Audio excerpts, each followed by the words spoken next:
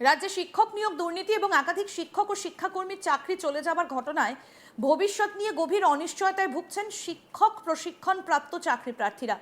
চাকরির বাজারে অনিশ্চিত পরিস্থিতির মধ্যেই বহু প্রশিক্ষণ প্রাপ্ত বাধ্য হয়ে রাজ্য সরকারের যুবসাথী প্রকল্পে আবেদন করছেন। জেলা প্রশাসন সূত্রে খবর, মঙ্গলবার 17 ফেব্রুয়ারি পর্যন্ত পুরুলিয়া জেলায় যুবসাথী প্রকল্পে আবেদন করেছেন মোট 1,31,860 জন। শুধু সাধারণ বেকার যুবক যুবতী নয়, শিক্ষক হবার স্বপ্ন নিয়ে প্রশিক্ষণ নেওয়া ছাত্রছাত্রীরাও এই তালিকায় রয়েছেন। শিক্ষক নিয়োগে দুর্নীতি সংক্রান্ত একাধিক ঘটনার পর আদালতের নির্দেশে বহু শিক্ষকের চাকরি বাতিল হয়েছে। এই পরিস্থিতি ভবিষ্যৎ প্রজন্মের প্রশিক্ষণরত ছাত্রদের মনে গভীর প্রভাব ফেলেছে। অনেকে মনে করছেন দীর্ঘ পড়াশোনা ও প্রশিক্ষণ নেবার পরও চাকরি পাওয়া অনিশ্চিত হয়ে উঠছে। পুরুলিয়ার রঘুনাথপুরে এমনই এক চিত্র সামনে এসেছে। শিক্ষক প্রশিক্ষণের প্রথম বর্ষের ছাত্র বিনীত কুমার মিশ্র জানান, গত কয়েক বছরের ঘটনাগুলো দেখে মনে হচ্ছে এ রাজ্যে শিক্ষকতার চাকরি পাওয়া অনিশ্চিত হয়ে পড়েছে। তাই আপাতত বেকার অবস্থায় কিছু আর্থিক সহায়তা পাওয়ার আশায় যুবসাথী প্রকল্পে আবেদন করেছি। ভবিষ্যতে যদি কোনো চাকরি পাই, সেই প্রস্তুতির জন্য এই টাকাটা কাজে লাগাতে চাই। তবে সরকার যদি সরাসরি চাকরির সুযোগ করে দিত তাহলে আরো ভালো হতো। কি বলছেন যুবসাথী প্রকল্পে আবেদনকারী বিনীত কুমার মিশ্র, শুনবো। চাকরিটাই তো সবাই দরকার। আমার যে কোনো কাজেরই সবারই চাকরি দরকার। এখানে সবাই যারা এসেছে তার 90% সবাই চাকরিরই দরকার। কিন্তু কী করা যায়, 1500 টাকা নিয়ে ফর্ম ফিল আপের জন্য যে পরিমাণ টাকাটা প্রয়োজন, আমরা ওই 1500 টাকা দিয়ে ফর্ম ফিল আপই করবো। বছরে যেমন রেলের যে কোনো ইয়াতে 500 টাকা করে লাগে, তারপরে স্টেটারে এখনও 500ই হয়ে গিয়েছে। আমরা গ্রুপ ডি গ্রুপ সি যে সমস্ত ফর্ম ফিল আপ করলাম এসএসসি WBSSCর, সে সময় সেখানেও 500 টাকা করে লেগেছে। আমাদের জেনারেলদের যাকে বলছি, আধার কাস্টে বলতে পারছি না, ওদের এখন কমই লাগে। তো আমাদের জেনারেলদের তো সেই জন্য তো কিছু ঘরেরও সাহায্য হয়, আমাদেরও সাহায্য হয়। বলছি, এই যে ধরুন শিক্ষক দুর্নীতি নিয়ে অনেকের চাকরি গেল বা চাকরি নিয়োগ হচ্ছে না, এর জন্য কি অনিশ্চয়তায় ভুগছেন বলেই কি মানে এই ভাতার ফর্ম ফিল আপ করতে এসছেন? মানে কোথাও কি রাজ্যে অনিশ্চয়তা, চাকরির অনিশ্চয়তা থাকছে? একদমই। আমরা যদি অতীত থেকে দেখছি তো তা এই অনিশ্চয়তা দাঁড়াচ্ছেন। কোনো কী হবে ভবিষ্যতে কেউ কোনো বলতে পারছে না। চাকরির যা অবস্থা এখন, এর বেশি আর কি বলবো। আমাদের প্রতিনিধি সত্যজিৎ ব্যানার্জি কি প্রতিবেদন তুলে ধরেছেন, দেখব। প্রায় লক্ষাধিক যুবক যুবতী পুরুলিয়া জেলায় ইতিমধ্যেই আবেদন করেছে যুব সাথী প্রকল্পের, এমনটাই জানাচ্ছে কিন্তু প্রশাসন সূত্রে খবর রয়েছে যে গত মঙ্গলবার পর্যন্ত লক্ষাধিক আবেদনকারী ছাড়িয়ে গেছে। যুবক যুবতীরা তারা এই যুবসাথী প্রকল্পের আবেদন করেছে পুরুলিয়া জেলার বিভিন্ন ব্লক থেকে।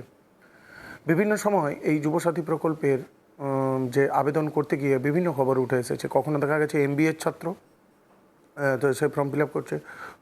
কখনো দেখা যাচ্ছে চাকরির অনিশ্চয়তায় ভুগছে MA BA তারা, এবং ডাক্তারি পড়ুয়াকেও দেখা গেছে এই পশ্চিমবঙ্গে যুবসাথী প্রকল্পের আবেদন করতে। এই যুবসাথী প্রকল্প কি 1500 টাকা পাওয়া যাবে যারা এখনও পর্যন্ত কোনো সরকারি চাকরি পায়নি।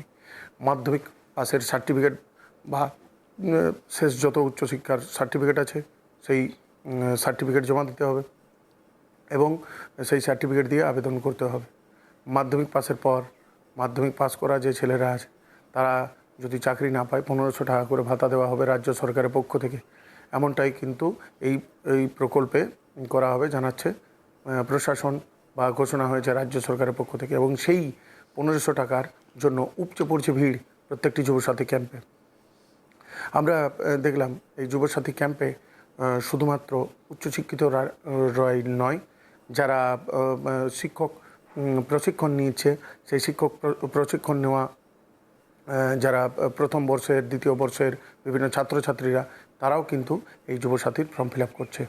অর্থাৎ তাদেরকে যখন জিজ্ঞাসা করা হয় যে আপনারা তো শিক্ষক হওয়ার জন্য শিক্ষক প্রশিক্ষণ অর্থাৎ DLED করছেন, তাহলে ভবিষ্যতে শিক্ষক হওয়ার স্বপ্ন আছে, তখন তারা বলছে যে অতীতে যে ঘটনাগুলি আমরা দেখেছি, অর্থাৎ শিক্ষক দুর্নীতি, শিক্ষক নিয়োগে দুর্নীতি, শিক্ষকদের চাকরি চলে যাওয়া, এই বিষয়গুলি দেখার পর পরবর্তীকালে যে তাদের চাকরি হবে কি না সে বিষয়ে অনিশ্চয়তা থেকে যাচ্ছে, অনিশ্চয়তায় ভুগছে তারা কিন্তু ভয় পাচ্ছে যে ভবিষ্যতে চাকরি হবে কি না। এবং তারা দীপ্ত কণ্ঠে বলছে যে এখানে যারা আবেদন করতে আসছে অর্থাৎ যুবসাথী ক্যাম্পে, তাদের মধ্যে 99% মানুষ চাইবে যে ভাতা দরকার নেই, চাকরি চাই। কিন্তু ভবিষ্যতে মানে রাজ্য সরকারের দ্বারা চাকরি হবে কিনা সে নিয়ে অনিশ্চয়তা চাইছে, কারণ তারা এটাও বলছে যে অনেক দিন ধরে টেট হয়নি, টেট হলে তারা বুঝতে পারবে। টেট পরীক্ষা হয়নি তার, কিন্তু আগামী দিনে তারা যে মানে শিক্ষক হওয়ার স্বপ্ন নিয়ে তারা শুরু করেছিল, শিক্ষক প্রশিক্ষণ নেওয়া, সেই স্বপ্ন তাদের পূরণ হবে কিনা তারা জানে না।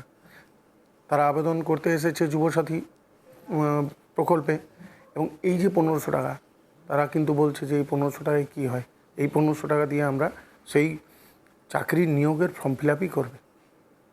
চাকরিতে যে নিয়োগের জন্য ফর্ম ফিল আপ করতে জেনারেলদের লাগে 500 টাকা করে, সেই যে খরচ, সেই খরচই ওঠাবে এবং চাকরি নিয়োগের ফর্ম ফিল আপই করবে। কিন্তু মূলত দেখা যাচ্ছে যে পুরুলিয়া জেলায় পশ্চিমবঙ্গের এক অন্যতম মানে সংখ্যা দেখা যাচ্ছে একদম পশ্চিমবঙ্গের মধ্যে এই যুবসাথী প্রকল্পে আবেদন করার জন্য কাতারে কাতারে যুবক যুবতীরা যাচ্ছে, কিন্তু প্রায় সকলেই চাইছে যে চাকরি হোক।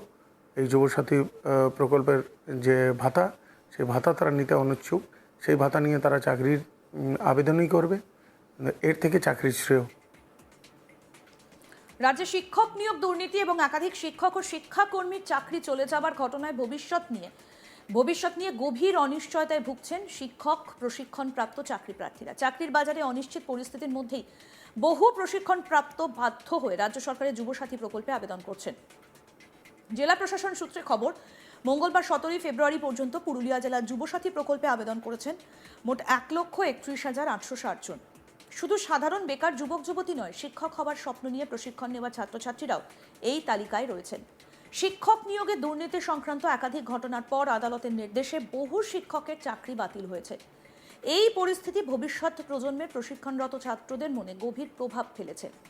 অনেকে মনে করছেন দীর্ঘ পড়াশোনা এবং প্রশিক্ষণ নেবার পরও চাকরি পাওয়া অনিশ্চিত হয়ে উঠেছে। পুরুলিয়ার রঘুনাথপুরে এইরকমই একটা চিত্র সামনে এসেছে। শিক্ষক প্রশিক্ষণের প্রথম বর্ষের ছাত্র বিনীত কুমার মিশ্র জানান, গত কয়েক বছরের ঘটনাগুলো দেখে মনে হচ্ছে এ রাজ্যে শিক্ষকতার চাকরি পাওয়া অনিশ্চিত। তাই আপাতত বেকার অবস্থায় কিছু আর্থিক সহায়তা পাওয়ার আশায় যুবসাথী প্রকল্পে আবেদন করেছি। ভবিষ্যতে যদি কোনো চাকরি পাই, সেই প্রস্তুতির জন্য এই টাকাটা কাজে লাগাতে চাই। তবে সরকার যদি সরাসরি চাকরির সুযোগ করে দিত তাহলে আরো ভালো হতো।